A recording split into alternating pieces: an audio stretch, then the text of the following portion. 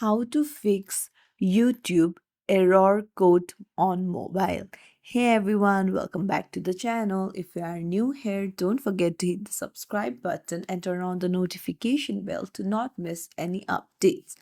So, are you tired of the error code 15 problem? Then I'll show you how to solve it.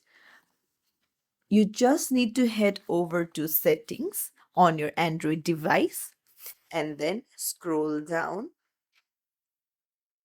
and then go to apps, and then on the search bar at the top search for YouTube, and then scroll down, go to storage and tap on clear cache, because cache is the main problem for the error code occurring. So if you clear cache, I'm pretty sure your YouTube will start working again.